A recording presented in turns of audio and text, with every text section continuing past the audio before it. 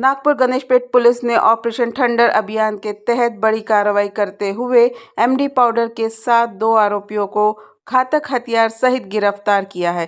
Cotton market स्थित कल्पना wine shop के पीछे पुलिस ने जाल बिछाकर बिना नंबर प्लेट की दुपहिया को रोक तलाशी में 3.22 ग्राम एमडी पाउडर, 1 चाकू, 2 मोबाइल फोन और बाइक बरामद की गई। पुलिस ने कुल 1,42,000 रुपए का मुद्देमाल जब्त कर आरोपियों को एनडीपीएस एक्ट के तहत गिरफ्तार कर लिया है। मामले की आगे की जांच जारी है। Crime operation bureau report, Nagpur. बरोबर आहे। वरिष्ठांच्या सूचनेनुसार आमच्या एनडीपीएस म्हणजे अँटी नार्कोटिक ड्रगच्या अनुषंगाने सतत कारवाया करण्यासाठी आम्ही डीबीच्या स्टाफला मॉनिटर करत असतो आणि त्याप्रमाणे जे डीबीचे आमचे पीएसआय नाचण आहे गणेशपेठचे, त्यांना परवा सायंकाळी इन्फॉर्मेशन मिळाली होती की आज ड्रगच्या अनुषंगाने ते व्यक्ती येणार आहेत आणि त्याप्रमाणे त्यांनी मध्यरात्री त्या ठिकाणी सापळा लावलेला होता।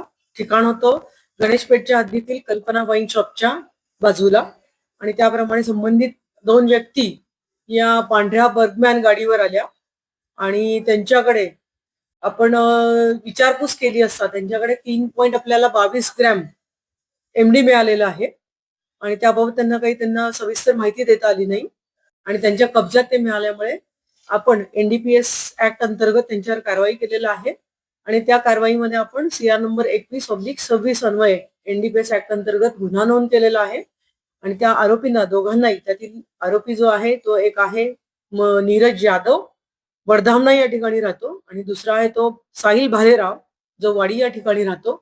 ते दोघजण या ठिकाणी आलेले होते आणि त्यांच्या कब्जात एमडी मिळाल्यामुळे आपण त्यांना या गुन्ह्यामध्ये अटक केलेली आहे आणि त्या अनुषंगाने यांनी कोणाकडून आणलेला आहे आणि कोणासाठी ते नेत होते या संदर्भाने आरोपींचा आणखीन एक शोध चालू आहे आणि उद्यापर्यंत त्यांची आम्ही पोलीस कस्टडी घेतलेली आहे। तपास चालू आहे। संपूर्ण कामगिरी मी आपल्याला आता सांगितलं तसं माननीय पोलीस आयुक्त नागपूर शहर हे अँटी ह्युमन ड्रगच्या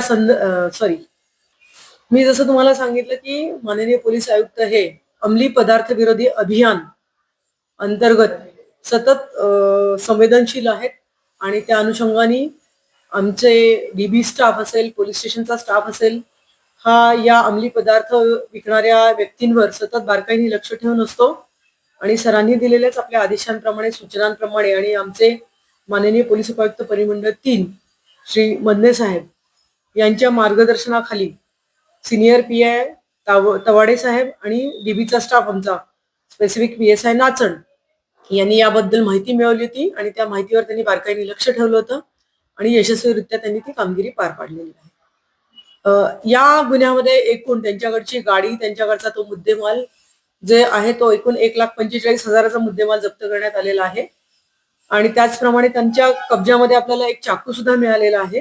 तो चाकू देखील जप्त करण्यात आलेला आहे।